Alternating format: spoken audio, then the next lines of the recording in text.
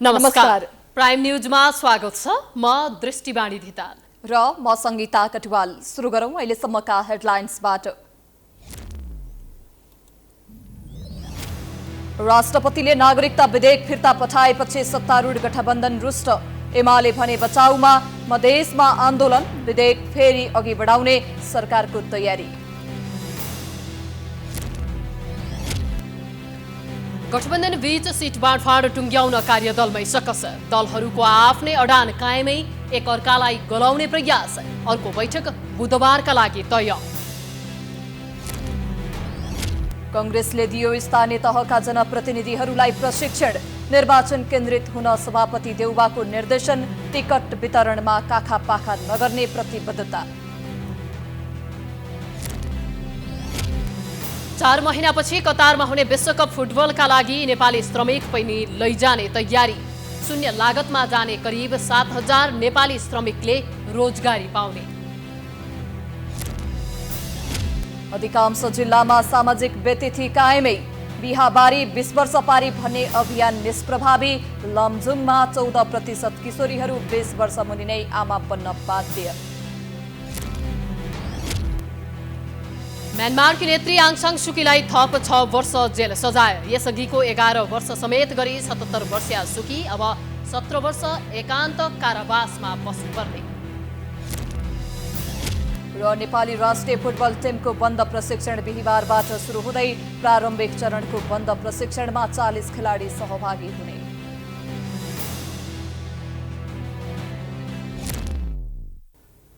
अब prime news विस्तारमा।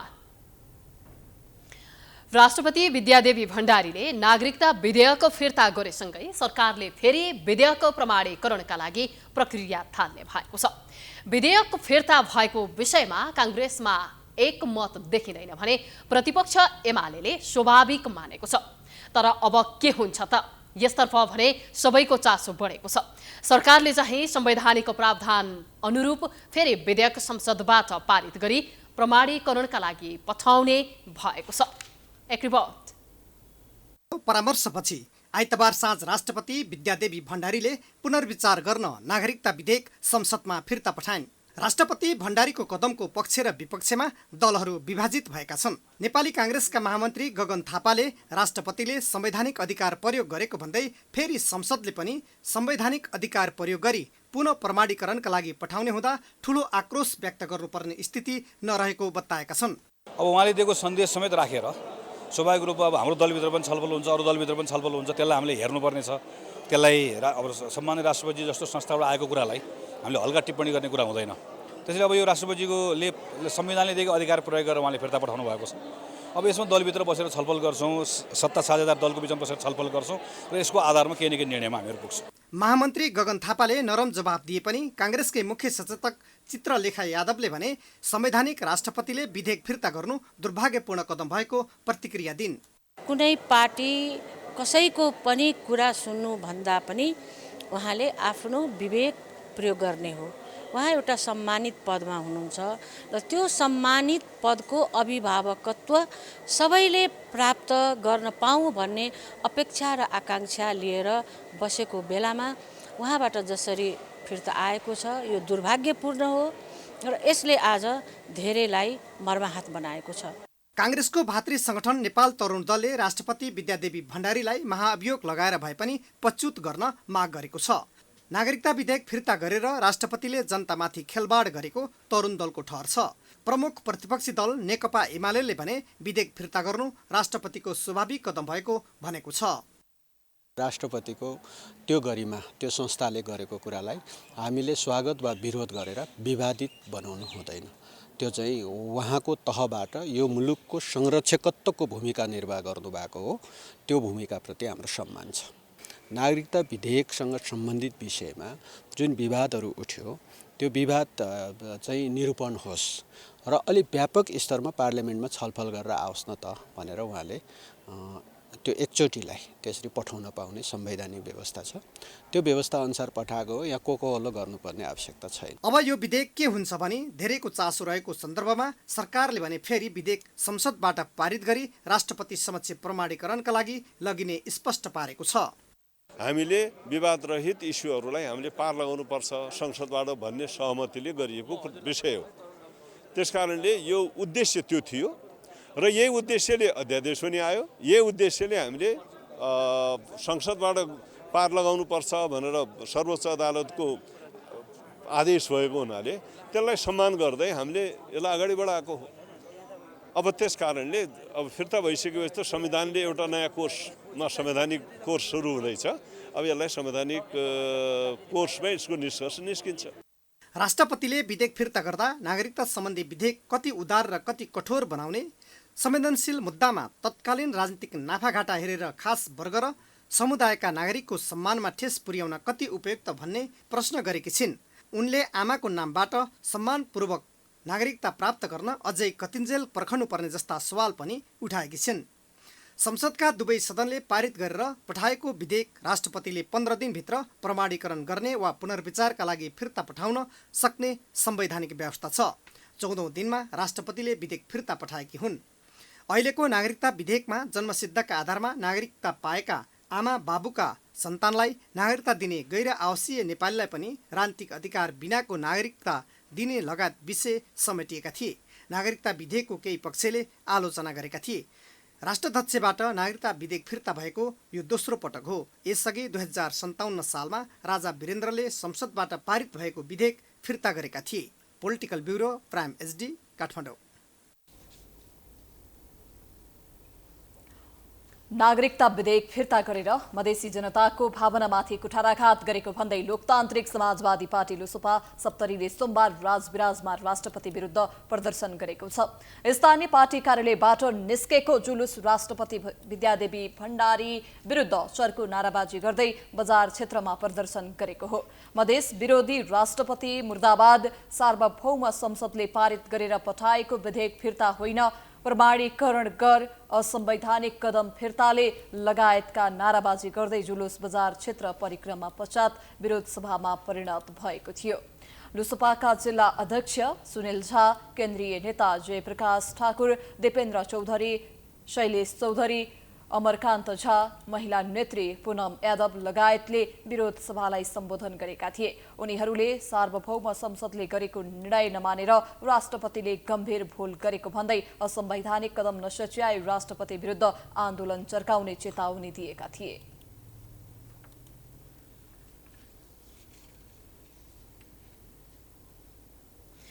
आगामी निर्वाचनमा सिट बाँडफाँडका विषयमा छलफल गर्न बसेको सत्तारूढ गठबन्धन कार्यदलको तेस्रो बैठकमा पनि ठोस सहमति बन्न सकेन।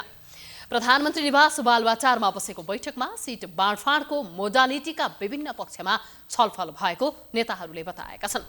बैठकमा 2074 सालको संसदीय निर्वाचन, गत स्थानीय निर्वाचन र वर्तमान संघीय संसदमा दलहरूको उपस्थिति लगायतलाई आधार मानेर सिट बाँडफाँड टुङ्ग्याउने विषयमा छलफल भएको हो। विभिन्न पक्षबाट छलफल भए पनि टुङ्गो नलागेको सरकारका प्रवक्ता एवं कार्यदल सदस्य ज्ञानेन्द्र बहादुर कार्कीले जानकारी दिए।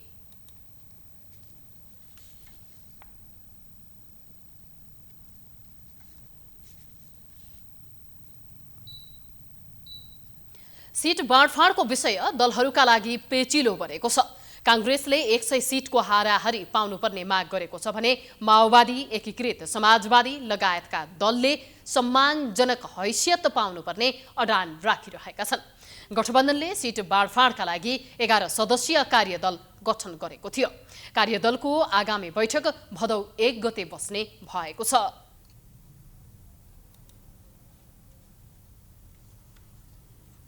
नेपाली कांग्रेसको अभिमुखीकरण कार्यक्रममा आएका स्थानीय तहका जनप्रतिनिधिले स्थानीय निर्वाचनमा गठबन्धन दल बीच प्रभावकारी तालमेल नदेखिएको बताएका छन्। उनीहरूले आफ्नो क्षेत्रको विकास, निर्माण तथा समस्याका बारेमा एक आपसमा खुलेर आफ्नो धारणा राखेका छन्। एक रिपोर्ट।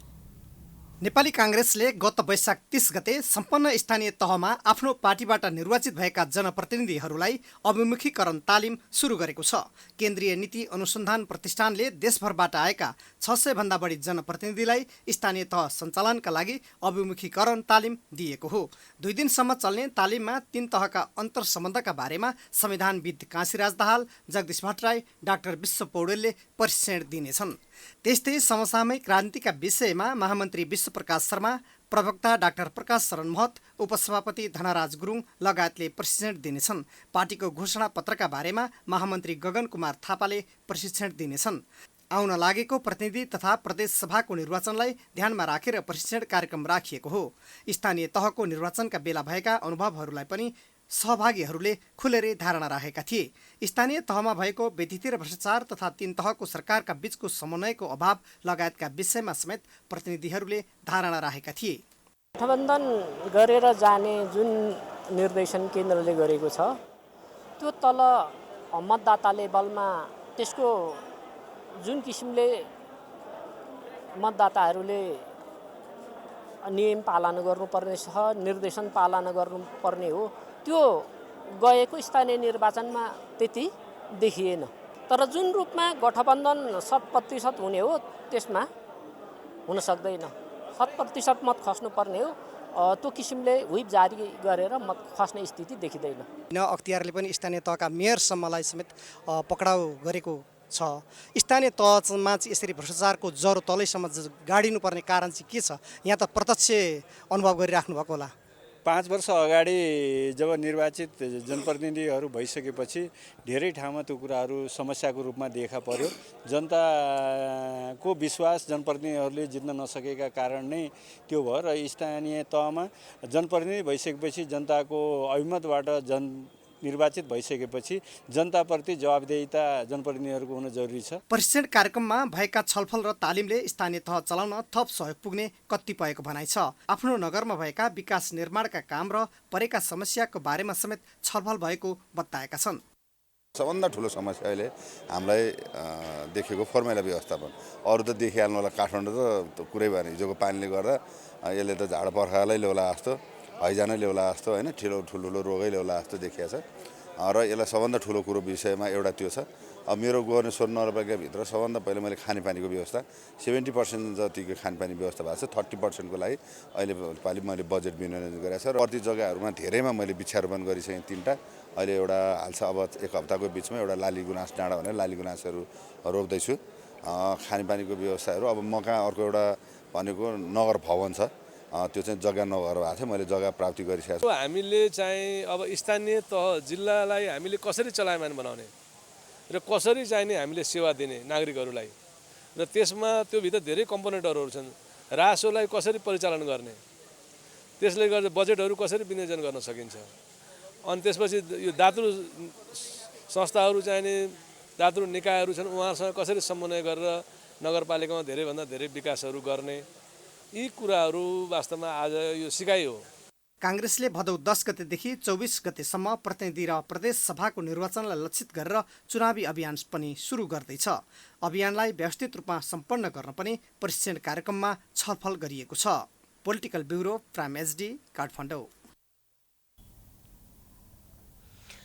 नेपाली काङ्ग्रेसका सभापति एवं प्रधानमन्त्री शेरबहादुर देउवाले आगामी निर्वाचनमा न्यायपूर्ण तरिकाले टिकट वितरण गरिने बताएका छन्। नेपाली काङ्ग्रेस केन्द्रीय नीति अनुसन्धान तथा प्रशिक्षण प्रतिष्ठानद्वारा सोमबार ललितपुरमा आयोजित अभिमुखीकरण कार्यक्रममा उद्घाटन गर्दै देउवाले पार्टी गठबन्धनका साथ चुनाव लड्न लागे पनि कसैलाई काखा कसैलाई पाखा र भेदभाव नगरी न्यायपूर्ण तरिकाले टिकट वितरण गरिने बताएका हुन्। देउवाले आगामी निर्वाचनलाई सफलतापूर्वक सम्पन्न गरेर काङ्ग्रेसलाई ठूलो पार्टी बनाउन सबै क्रियाशील हुनुपर्ने धारणा राखे। त्यसको लागि स्थानीय तहसम्म हामीले जो गठबन्धन गरेका छौँ, गठबन्धनलाई हामीले सक्सेस गर्नुपर्ने अवस्था छ। मलाई विश्वास छ यसपालिको चुनाव हामी जितेर गठबन्धन आज बदल्नु पार्नेछु। तर यस्तो पनि भइसकेको छ गठबन्धन छँदैछ, चुनाव तयार टिकट छ, त्यस्तो पनि अवस्था हुन सक्छ। त्यसैले हामीले न्यायपूर्ण तरिकाले टिकट व्यवस्था गर्नेछौँ, न्यायपूर्ण तरिकाले टिकट दिनेछौँ। त्यसलाई काखा पार्ने काम गर्नेछ र सबैले पनि गाउँमा नै सिंहदरबार गइसक्यो भने तर भन्ने पनि छ सिंहदरबारको अधिकार गाउँमा पुगिसकेको छ। गठबन्धनलाई सँगसँगै लैजानुपर्ने अवस्था रहेको भन्दै देउवाले गठबन्धनको भरमा चुनाव जितिन्छ भनेर ढुक्क हुने अवस्था नरहेको स्पष्ट पारेका छन्। देउवाले संघीयतापछि सिंहदरबार गाउँ गाउँमा पुर्याउने भनिए पनि जनता निराश देखिएकाले जनताप्रति समर्पित भएर काम गर्न कार्यकर्तालाई निर्देशन दिए। कार्यक्रममा काङ्ग्रेसका उपसभापति धनराज गुरुङले जनताले आशंका गर्ने ठाउँ नदिएर काम गर्नुपर्ने बताएका छन्। उनले कार्य सम्पादन गर्दा पारदर्शिताका कुरालाई मुख्य रूपमा अघि राख्नुपर्ने पनि बताएका छन्। जनताले आशंका गर्ने ठाउँ कहीँ पनि नदिनुहोस्, म निवेदन गर्न चाहन्छु। त्यसकारणले गर्दाखेरि सार्वजनिक पद र सार्वजनिक जीवन दर्शनका सन्दर्भमा मैले धेरै भनिरहनु आवश्यक छ भन्ने मलाई लाग्दैन। त्यसो भएको कारणले गर्दाखेरि तपाईँहरूले वास्तवमा कार्य सम्पादन गर्दै गर्दाखेरि आफ्नो जिम्मेवारी पुरा गर्दै गर्दाखेरि पारदर्शिताको कुरालाई मुख्य रूपमा अगाडि राखेर कार्य सम्पादन गर्नुहुनेछ भन्ने पनि मैले विश्वास लिएको छु। काङ्ग्रेसले आफ्नो पार्टीका तर्फबाट निर्वाचित देशभरका नगरपालिकाका प्रमुख र उपप्रमुख तथा गाउँपालिकाका अध्यक्ष र उपाध्यक्षलाई अभिमुखीकरण कार्यक्रमको आयोजना गरेको हो। अभिमुखीकरण कार्यक्रम मंगलबार सम्पन्न हुने काङ्ग्रेसको सचिवालयले जनाएको छ।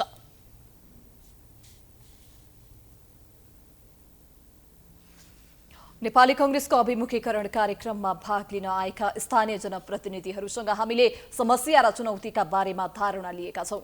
स्थानीय तहको अवस्था बारेको उनीहरूको भनाई आजको आम विचारमा।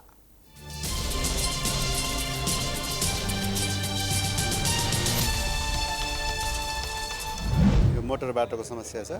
मोटर बाटोमा चाहिँ त्यो चुनढुङ्गा उत्खनन क्षेत्र पर्छ हाम्रो 3-4 सिमेन्ट फ्याक्ट्रीहरूको। त्यसमा चाहिँ गुणस्तरीय बाटो नभएको कारणले गर्दा अलिकति त्यसमा समस्या छ।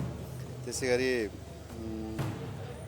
बसाइसराई तीव्र बसाइसराई पहाडका मान्छेहरू चाहिँ उपत्यका दाङ उपत्यका झर्ने जुन खालको छ त्यो तीव्र बसाइसराई छ, खास गरेर समस्या छ। त्यसमा चाहिँ हामीहरूले के गरेर चाहिँ मान्छेको जनजीवन सजिलो गराउन सकिन्छ त्यही हिसाबले काम गरिरहेको छ। कर्णाली प्रदेशमा हामीले चिनजानको आधारमा मात्रै बजेट लिन पाउँछौँ। कोही चिनेको समय लियो, नत्र सरकार दृष्टिकोण छैन त्यसमा।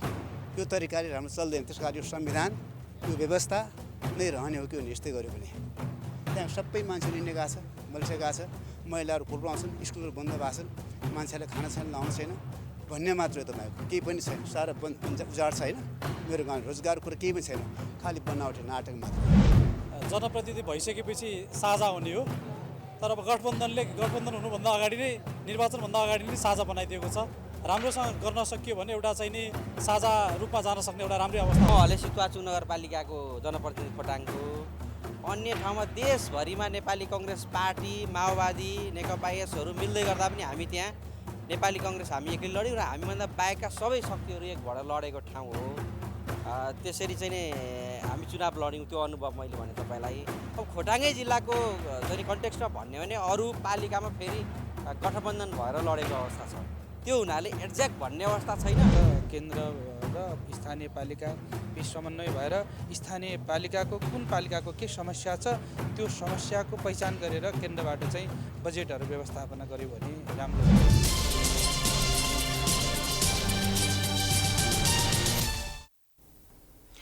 निर्वाचनको माहौल सुरु भइसकेको छ। पछिल्लो समय निर्वाचन निकै नै खर्चिलो बन्दै गइरहेको छ। निर्वाचन आयोगले प्रतिनिधि सभा सदस्यको उम्मेदवारका लागि 25 लाख रुपैयाँसम्म खर्च सीमा तोकेको छ।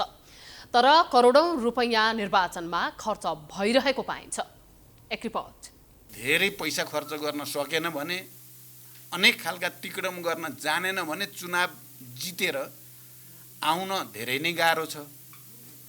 अब बिस्तारै मैले अहिले चाहिँ साथीहरूले थोरै रिपोर्ट सुनाउनु भएको छ। गाउँपालिकाको चुनावमा 10 करोड खर्च गरेर जितेको देखिएका ठाउँमा 10 करोड। बाफ्रे, एउटा गाउँपालिकाको अध्यक्ष 10 करोड खर्च गर्ने भनेपछि प्रदेश र सङ्घको चुनावमा त उनीहरूले 50औं करोड खर्च गर्ने भयो, अरबतिर जाने भयो भने श्रमजीवी जनताले अब क्रान्तिकारीहरूले चुनाव लडेर जितेर आउने भने त सपना जस्तो हुने भयो। आउने को भए दलाल पुँजीपतिहरू आउने भए, नोकरशाह पुँजीपतिहरू आउने भए, भ्रष्टहरू आउने भए। नेकपा माओवादी केन्द्रका अध्यक्ष पुष्पकमल दाहालको यो अभिव्यक्ति सुनिहाल्नुभयो। साउन 9 गते एउटा सार्वजनिक कार्यक्रममा दाहालले दिएको अभिव्यक्ति हो यो। अब तपाईहरू अनुमान लगाउनुहोस् पछिल्लो समय निर्वाचन कतिसम्मको खर्चिलो हुँदै गइरहेको छ। स्थानीय तह गाउँपालिकाकै अध्यक्ष बन्न 10 करोड खर्च गरेको सूचना देशकै पूर्व प्रधानमन्त्री समेत भइसकेका जिम्मेवार नेताले नै भनेपछि निर्वाचन कतिसम्म खर्चिलो हुँदै गएको आफै अनुमान लगाउन सक्नुहुन्छ। जबकि स्थानीय तहको निर्वाचनमा गाउँपालिका अध्यक्षका उम्मेद्वारले बढीमा 3,50,000 रुपियाँसम्म खर्च गर्न पाउने सीमा आयोगले तोकेको थियो। तर दाहालले आफूलाई सूचना प्राप्त भएको भन्दै 10 करोड खर्च गरेर गाउँपालिका अध्यक्षले चुनाव जितेको भनेपछि निर्वाचन आयोगले जवाब मागेको छ। पूर्व प्रधानमन्त्री जस्तो जिम्मेवार व्यक्तिले आयोगले तोकेको हदभन्दा बढी खर्च हुने गरेको अभिव्यक्ति दिएको भन्दै सूचना उपलब्ध गराउन पत्र पठाएको हो। आयोगको पत्रमा भनिएको छ देशको पूर्व प्रधानमन्त्री, सत्तारूढ दलका अध्यक्ष, प्रतिनिधि सभा सदस्य तथा जिम्मेवार दलको नेताले दिएको अभिव्यक्तिलाई आयोगले गम्भीरताका साथ लिई प्रमाणका रूपमा प्रयोग गर्न सक्ने हुन्छ। आयोगले तोकिएको हदभन्दा बढी खर्च गर्ने तथा खर्च विवरण नबुझाउने उम्मेद्वारमाथि कारबाही प्रक्रिया सुरु गरिएको पनि उक्त पत्रमा उल्लेख गरेको छ। यस अघि पनि कांग्रेसका महामन्त्री भइसकेका अर्का जिम्मेवार नेता शशाङ्क कोइरालाले पनि चुनाव लड्छु भन्ने बित्तिकै 6-7 करोड चाहिने अवस्था आएको बताएका थिए। कोइरालाले निर्वाचन महँगो हुँदै गएको र गत निर्वाचनमा आफ्नो 6 करोड खर्च भएको बताएका थिए। निर्वाचन आयोग समक्ष भने उनले 21,75,000 खर्च भएको विवरण पेश गरेका थिए। कोइरालाको उक्त अभिव्यक्तिपछि निर्वाचन आयोगले स्पष्टीकरण नै सोधेको थियो। अब फेरि प्रतिनिधि र प्रदेश सभाको निर्वाचनको माहौल तातिसकेको छ। निर्वाचन आयोगले प्रतिनिधि सभा सदस्यको उम्मेद्वारका लागि 25 लाख रुपियाँसम्म खर्च सीमा तोकेको छ। के 25 लाख मात्र खर्च गरेर अबका नेताहरू सांसद बन्न सक्छन् त? आफै अनुमान लगाउनुहोस्। 4 महिनापछि कतारमा सुरु हुने विश्वकपको कौतूहलसँगै नेपाली कामदारका लागि भने खुसीको खबर छ। स्वाभाविक श्रम गन्तव्य रहेको कतारले विश्वकपका लागि भन्दै नेपाली श्रमिकलाई पनि काम गर्ने मौका दिने भएको छ। 6 महिनाका लागि करिब 7,000 नेपाली विश्वकपको छेकोमा रोजगारीका लागि कतार जान पाउने भएका छन्। एक रिपोर्ट। छोटो समयका लागि भए पनि नेपालका 7,000 भन्दा धेरैले कतारमा रोजगारीको अवसर पाउने भएका छन्। रोजगारीका लागि श्रम, रोजगार तथा सामाजिक सुरक्षा मन्त्रालयले स्वीकृत समेत दिएको छ। 2022 नोभेम्बरदेखि सुरु हुने विश्वकपका लागि कतारका रोजगारदाताले कतार स्थित नेपाली दूतावासलाई जानकारी गराएको थियो। श्रमिक माग भएको जानकारी प्राप्त हुनसाथ दूतावासले श्रम मन्त्रालयलाई पत्र लेखेको थियो र मन्त्रालयले निर्णय गरिदिएसँगै छोटो अवधिका लागि श्रमिक लैजान इच्छुक रोजगारदाता कतार जाने भएका हुन्। श्रम रोजगारमा श्रम स्वीकृतिको अवधि 2 वर्षको हुने व्यवस्था छ। तर श्रम मन्त्रालयले भने विश्वकपमा काम गर्ने कामदार 6 महिनाका लागि पठाउने निर्णय गरेको हो। प्रणालीमा चाहिँ के हुन्छ भन्दाखेरि श्रम स्वीकृति चाहिँ 2 वर्षको लागि चाहिँ हामीले प्रदान गर्ने गर्छौँ। तर यो भनेको सिजनल काम हो र 6 महिनाको लागि मात्रै श्रम स्वीकृति दिनुपर्ने हुनाले यो सिस्टम मिलाउनु जरुरी छ र पहिलो काम चाहिँ हाम्रो चाहिँ त्यही सिस्टममै सुधार गर्नेतर्फ चाहिँ हामी गइरहेछौँ। कतारको विश्वकपमा मौसमी कामदारको हकमा काम गर्ने अवधि 6 महिनाभन्दा कम हुने वैदेशिक रोजगार विभागले जनाएको छ। सेवा सुविधा भने कतारको श्रम कानून अनुसार हुने विभागले जनाएको छ। सरकारले शून्य लागतमा श्रमिक लैजान सम्बन्धित कम्पनीलाई अनुमति दिने तयारी गरेको छ। श्रमिकको 2 तर्फी हवाई टिकट सहित भर्ना प्रक्रियामा लाग्ने सम्पूर्ण खर्च समेत रोजगारदाताले नै बेहोर्नुपर्ने। सो प्रक्रियामा गएका श्रमिकले कतारमा काम गर्ने अवधि 6 महिनाभन्दा कम समयको हुने विभागको भनाइ छ। तर सो अवधिमा कति पारिश्रमिक पाउँछन् भन्ने विषय टुङ्गो लागेको छैन। छोटो अवधिका लागि भए पनि कतारमा नेपाली श्रमिकले अवसर पाउनुलाई सकारात्मक रूपमा लिएको वैदेशिक रोजगार विभागले जनाएको छ। मलाई लाग्छ समय अवधि भनेको बढीमा 6 महिना हो, किनकि फुटबल प्रतियोगिता अघि र पछि केही समय पछिसम्मको लागि मात्र यो हो। त उनीहरूले 6 महिनाभन्दा बढी चाहिँ समय हुँदैन। तर पारिश्रमिकको विषयमा चाहिँ अझै निदो भइसकेको छैन। त्यसलाई तर हामीले यसलाई चाहिँ अपर्च्युनिटीको रूपमा लिएका छौँ। कतारले अनिवार्य रोजगारी भन्दा पनि विश्वकपका लागि कामदार माग गरेको र सोही मागकै आधारमा मौसमी कामदार पठाउने अनुमति दिएको हो। नोभेम्बर 21 हुने उद्घाटन हुने खेल अल वायद स्टेडियममा हुनेछ। खेलको पहिलो दिन थप 3 खेल हुनेछ। विश्वकपमा 32 टोलीको सहभागिता रहने र विश्वकपका लागि विश्वभरबाट 20 लाख भन्दा बढी दर्शक कतार पुग्ने आंकलन गरिएको छ। पछिल्लो 24 घण्टामा देशभर थप 888 जनामा कोरोना भाइरस संक्रमण पुष्टि भएको छ। स्वास्थ्य तथा जनसङ्ख्या मन्त्रालयले सोमबार जारी गरेको विवरण अनुसार 24 घण्टामा 5737 नमुना परीक्षण गर्दा 888 जनामा कोरोना संक्रमण पुष्टि भएको हो।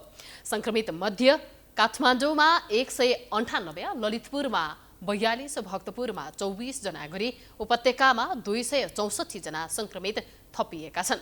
सोही अवधिमा थप 474 जना संक्रमण मुक्त भई डिस्चार्ज भएका छन्। आज थप 1 जना संक्रमितको मृत्यु भएको छ। त्यस्तै देशभर सक्रिय संक्रमितको संख्या 5387 रहेको छ। तीमध्ये आइसियुमा 64 जना र भेन्टिलेटरमा 3 जना उपचाररत रहेका छन्।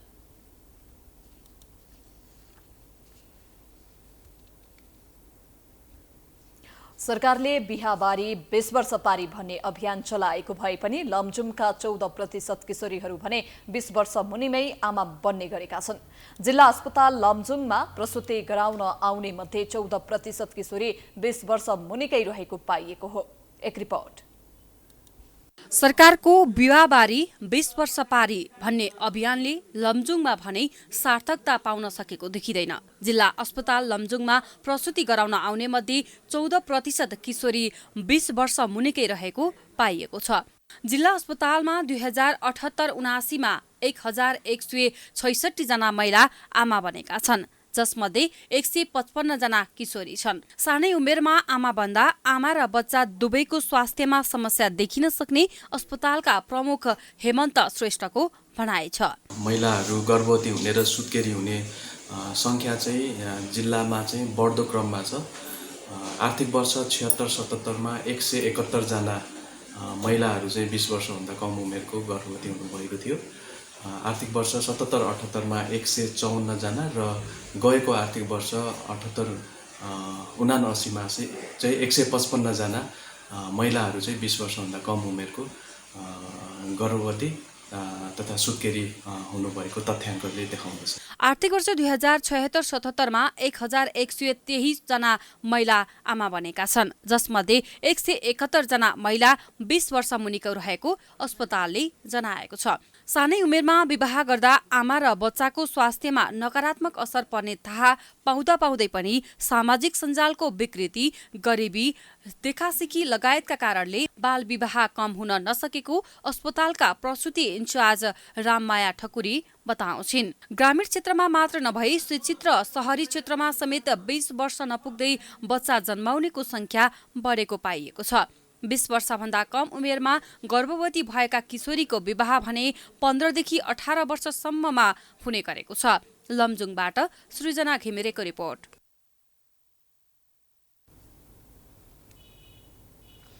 कोरोना संक्रमण र खस्किँदो अर्थतन्त्रले नेपाली पर्यटन क्षेत्र सुस्ताउँदै गएको छ। पर्यटन क्षेत्रको प्रवर्धन र विकासमा सरकारले पनि भूमिका खेल्न सकेको छैन, जसका कारण पर्वतीय र पदयात्रा पर्यटन व्यवसाय र समग्र पर्यटन क्षेत्र नै तङ्ग्रने तर्खरमा छ।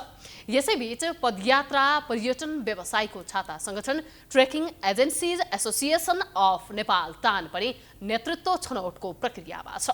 एक report. Trekking agencies association of Nepal टान नेपालका पर्वतीय र पदयात्रा पर्यटन व्यवसायको छाता संगठन हो। यस संस्थामा नेपालका करिब 1000 ट्रेकिङ कम्पनीहरू आबद्ध छन्। लामो समयको कोरोना संक्रमणका कारण पर्वतीय र पदयात्रा पर्यटन व्यवसाय मारमा छन्, जसलाई उकास्न कहीँ कतैबाट ठोस पहल हुन सकेको छैन। अहिले देश चुनावी माहौलमा छ। यसै क्रममा टान पनि चुनावी माहौलमा होमिएको छ। टानको नेतृत्वका लागि रामप्रसाद सापकोटा, नीलहरी बास्तोला सहित विभिन्न पर्वतीय र पदयात्रा पर्यटन व्यवसायी चुनावी माहौलमा होमिएका छन्। चुनावी सरगर्मीमा होमिएका टानका अध्यक्षका उम्मेद्वार नीलहरी बास्तोला समग्र पर्वतीय र पदयात्रा पर्यटन व्यवसायलाई उकास्न काम गर्ने एजेन्डा बोकेको बताउँछन्। यस्तै टानको अध्यक्षका अर्का उम्मेद्वार रामप्रसाद सापकोटाले पर्वतीय र पदयात्रा पर्यटन व्यवसायमा भएका विविध समस्याको अनुगमन गरी सरकारसँग समन्वय गरी काम गर्ने एजेन्डा रहेको बताउँछन्। मैले मेरो नारा दिएको छु बेटर तान, अहिले भन्दा पनि राम्रो तान बनाउन लागि मेरो उम्मेदवारी भनेर भनेको छु हैन। हामीसँग थुप्रै समस्याहरू छन्। अहिले पर्यटन बोर्डसँग टिम्सका समस्याहरू छन्। अब वैज्ञानिक भ्याट प्रणाली छैन यहाँ चाहिँ हैन। अब चाहिँ थुप्रै अन्तर्राष्ट्रिय रूपमा चाहिँ प्रख्यात ट्रेकिङ ट्रायलहरू चाहिँ ध्वस्त भइराखेका छन्। वास्तवमा नेपालमा एउटा मास्टर प्लानै बनाउनु जरुरी छ टुरिज्ममा चाहिँ। पहिला मास्टर प्लान बनाउने र सरकारसँग सहकार्य गरेर काम गर्ने। टानको चुनावी माहौलमा आगामी दिन पर्यटन क्षेत्रको विकासका लागि काम गर्ने सरकारको प्रतिबद्धता छ। यो पर्यटन क्षेत्रलाई आकर्षित गर्ने कुरा, विकास गर्ने कुराहरूलाई केन्द्रित गरेर काम अगाडि बढाउनु पर्छ भन्ने जुन मान्यता सहित वर्तमान सरकारले पर्यटन मन्त्रालयले आफ्ना कामहरूलाई अगाडि बढाइरहेका छौं। सम्भावना हुँदा पनि नेपाली पर्यटन क्षेत्रको अपेक्षित विकास हुन सकिरहेको छैन। टान जस्ता छाता संगठनमा आउने नयाँ नेतृत्व र सरकारले प्रभावकारी भूमिका खेल्न सके मात्र पर्यटन क्षेत्रको संरक्षण, सम्वर्धन र विकास सम्भव देखिन्छ। नेकपा माओवादी केन्द्रका अध्यक्ष पुष्पकमल दाहालले राजनीतिक परिवर्तनसँगै समृद्ध नेपाल निर्माणका लागि सबै प्रतिबद्ध हुने बेला आएको बताएका छन्। सोमबार काठमाडौँमा आयोजित NEA अवार्ड वितरण कार्यक्रममा दाहालले युग सुहाउँदो नेपालको आफ्नै मोडलमा मुलुकलाई विकासको बाटोतर्फ अघि बढाउनु पर्ने र यसका लागि सबै प्रतिबद्ध हुनुपर्ने बताएका हुन्। दाहालले देशमा नयाँ राजनीतिक वातावरण अघि बढेको र यो सबैको निम्ति चासो र चिन्ताको विषय भएको जिकिर गरे।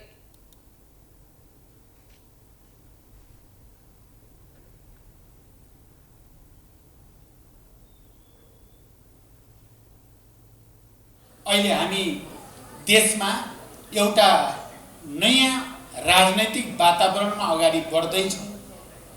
यो वातावरण हामी सबैको निम्ति चासो चिन्ताको विषय, देशमा राजनैतिक स्थायित्व होस्, देशमा राष्ट्रिय एकता अझ बलियो भएर जाओस् अनि देशले आर्थिक समृद्धि र विकासको एउटा नयाँ अभियानतिर अगाडि बढ्न सकोस् भन्ने हामी सबैको चासो छ। कार्यक्रममा विभिन्न क्षेत्रमा समर्पित विभिन्न व्यक्तित्वहरूलाई अवार्ड प्रदान गरिएको थियो।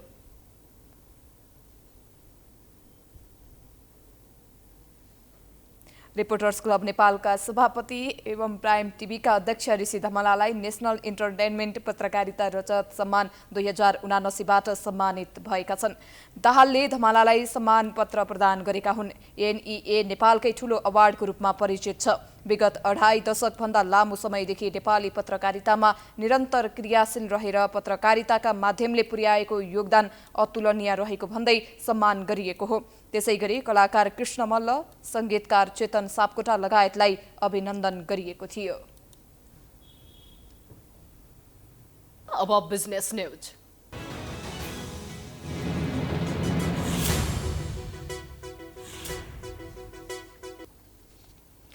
सरकारले नीति तथा कार्यक्रम र बजेटमा विद्युतीय चुलो र स्वदेशमै उत्पादन हुने बिजुली खपतलाई विशेष प्राथमिकता दिएको छ। तर विद्युतीय चुलो प्रयोग गर्न जोड दिएको नेपाल विद्युत प्राधिकरण र ऊर्जा मन्त्रालयले सोही अनुसार तयारी भने नगरेको पाइएको छ। एक रिपोर्ट। सरकारले चालु आर्थिक वर्षको बजेटमा 3 महिनाभित्र सबै महानगर र उपमहानगरभित्रका सबै कार्यालय तथा निवासलाई ग्यास सिलिन्डर मुक्त बनाई विद्युतीय चुलो प्रयोग गरिने उल्लेख गरेको थियो। तर यति बेलासम्म यही कुरालाई कार्यान्वयन गर्न सरकारको तहबाट कुनै पहल भएको पाइँदैन। सिंहदरबारभित्र साउन महिनामा नै विद्युतीय चुलो प्रयोग गरिने दाबी सरकारले गरे पनि त्यो पूरा हुन सकेन। सोही अनुसार अहिलेसम्मको तयारी हेर्दा सरकारको यो बाचा पनि पूरा नहुने देखिएको छ। तर यदि कार्यान्वयन भएको खण्डमा सबै घरमा विद्युतीय चुलो प्रयोग गर्दा अहिलेको प्रसारण लाइनले नधान्ने अवस्था छ। प्राधिकरणका अनुसार सबैले चुलो एकैसाथ प्रयोग गरेमा विभिन्न स्थानका ट्रान्सफर्मरले नधान्ने र ब्लास्ट हुन सक्नेछ। नेपाल विद्युत प्राधिकरण तयार भएर बसेकै अवस्था हो र अहिले तपाईँले देशका महत्त्वपूर्ण सहरहरूमा इन्डक्सन चुलो प्रत्येक घरमा नपुगेको अवस्था चाहिँ होइन है। र अब काहीँ तपाईँले भन्नुभयो भने एकैचोटि वात्त धेरै इन्डक्सन चुलोहरू गयो भने काहीँ हाम्रा एसटी लाइनहरूमा काहीँ ट्रान्सफर्मरहरू काहीँ एलटी केबलहरू पनि ब्रस्ट होलान्, तर हामी थप्दै लान्छौँ। अहिलेको अवस्थामा काठमाडौँमा 350 मेगावाट बिजुलीको माग छ। सोही अनुसारको प्रणाली प्राधिकरणले जोडेको छ। तर विगतको जाडो समयमा धेरैले हिटर प्रयोग गर्दा विभिन्न ट्रान्सफर्मरहरू जल्ने गरेका थिए। अझै 2072मा भारतले नेपालमाथि लगाएको नाकाबन्दीको कारण झण्डै 5 महिना एलपी ग्यासको चरम अभाव भएको थियो। सहरी क्षेत्रमा बस्ने धेरैजसोले इन्डक्सन चुलो, राइस कुकर जस्ता विद्युतीय उपकरणमा खाना बनाउँदा काठमाडौँ उपत्यकामा मात्रै झण्डै 500 ट्रान्सफर्मर पड्किएका थिए। वितरण लाइनको तार जलेका थिए। यी उदाहरणबाट पनि अहिलेको अवस्थामा सबैले विद्युतीय चुलो प्रयोग गरेमा धान्न नसक्ने प्रश्न हुन्छ। यद्यपि विद्युत प्राधिकरणले सबै प्रसारण लाइनहरूलाई सुधार गर्दै लगेको दाबी गरेको छ। धान्य अवस्था काहीँ नहुन सक्ला, तर धेरै ठाउँमा धान्य अवस्था नै छ। हामीले धेरै सिस्टमहरू सुधार पनि गरेको छौँ। यो क्रमिक विकासको प्रक्रिया हो। यसलाई तपाईँले त्यसरी पनि हेर्नुहोस्, किनभने यदि पुगेन अथवा कहीँ ट्रान्सफर्मर ओभरलोड भयो, कहीँ लाइनै ओभरलोड भयो भने हामीले अहिले भर्खरै प्रश्न गर्नुभएको थियो भूमिगत तारको आयोजनाहरू, हामीले यी आयोजनाहरू पनि कामहरू सुरुवात गरिरहेका छौँ होइन। भन्दाखेरि हामीले लोड सिफ्ट पनि गर्दै लान्छौँ, कहीँ हामी ट्रान्सफर्मर थप्दै पनि जान्छौँ। यदि त्यस्तो समस्या आयो भने त्यसको समाधान गर्ने दायित्व नेपाल विद्युत प्राधिकरणको हो र प्राधिकरण तयार भएर बसेको छ। प्राधिकरणले भूकम्प पश्चात धेरै ट्रान्सफर्मरहरू परिवर्तन गरेको थियो, तर अहिले पनि जाडो समयमा लाइनले नधानेर अघोषित लोड सेडिङ हुने गरेको छ। त्यसैले अझै पनि ग्यासलाई पूर्ण रूपमा प्रतिस्थापन गर्ने गरी वितरणको पूर्वाधार तयार भइ नसकेकाले त्यसतर्फ पनि सरकार चनाखो हुनु जरुरी छ। अब इन्टरनेसनल न्यूज।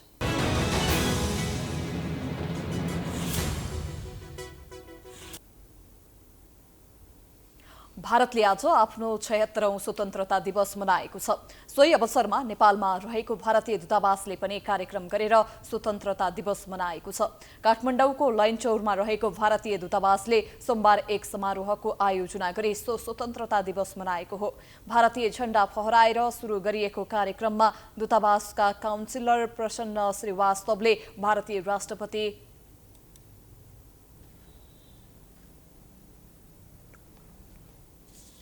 द्रौपदी मुर्मुले राष्ट्रको नाममा दिएको सन्देश पढेर सुनाएका थिए। कार्यक्रममा भारतीय सेनामा रहेका मृतकका परिवारलाई समेत सम्मान गरिएको थियो। त्यस अवसरमा भारतीय स्वतन्त्रता आन्दोलनमा वीरगति प्राप्त गरेकाहरूको सम्मानमा गीत संगीत प्रस्तुत गरिएको थियो। सो अवसरमा विभिन्न प्रतियोगितात्मक कार्यक्रम लगायत सांस्कृतिक कार्यक्रम पनि गरिएको थियो। अब स्पोर्ट्स न्यूज।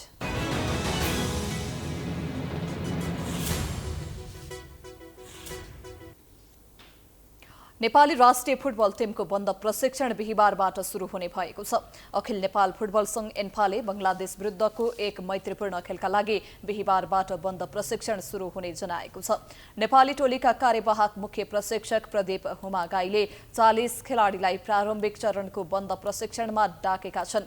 कप्तान किरण सेमजोङ, उपकप्तान रोहित चन्द, बेमल घरती मगर, अञ्चन विष्ट, अनन्त तामाङ लगायतका अनुभवी सिनियर खेलाडीले राष्ट्रिय टोलीमा पुनरागमन गरेका छन्। मुख्य प्रशिक्षक अब्दुल्ला अलमुताइरीको कार्यशैलीमा असन्तुष्टि जनाउँदै गत वैशाख 13 गते प्रशिक्षण छाडेका 10 खेलाडी मध्ये सुमन लामा भने विदेशिएका छन्।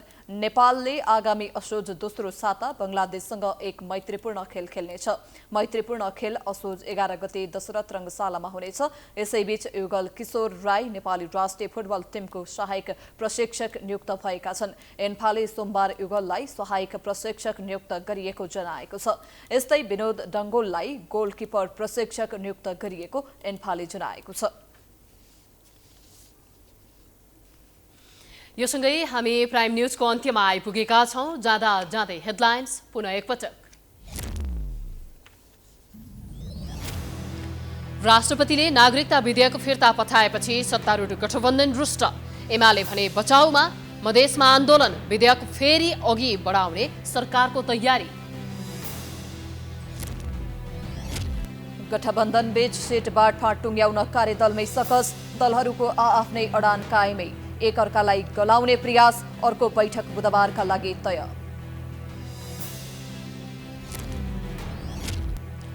काङ्ग्रेसले दियो स्थानीय तहका जनप्रतिनिधिहरूलाई प्रशिक्षण। निर्वाचन केन्द्रित हुन सभापति देउबाको निर्देशन।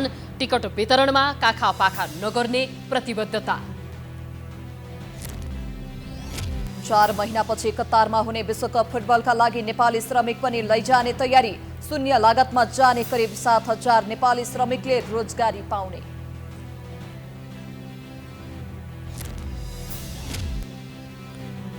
अधिकांश जिल्लामा सामाजिक व्यथिति कायमै। बिहाबारी 20 वर्ष पारी भन्ने अभियान निष्प्रभावी। लमजुङमा 14% किशोरीहरू 20 वर्ष मुनि नै आमा बन्न बाध्य। म्यानमारकी नेत्री आङ सान सुकीलाई थप 6 वर्ष जेल सजाय। यसअघिको 11 वर्ष समेत गरी 77 वर्षीय सुकी अब 17 वर्ष एकान्त कारावासमा बस्नुपर्ने। र नेपाली राष्ट्रिय फुटबल टिमको बन्द प्रशिक्षण बिहिबारबाट सुरु हुँदै।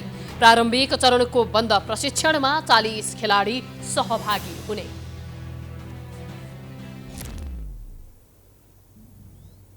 प्राइम न्यूज अहिलेलाई सकियो। यसपछिको प्रस्तुति जनता जान्न चाहन्छन् ऋषि धमलाको साथमा। हेर्दै गर्नुहोला प्राइम HD। नमस्कार।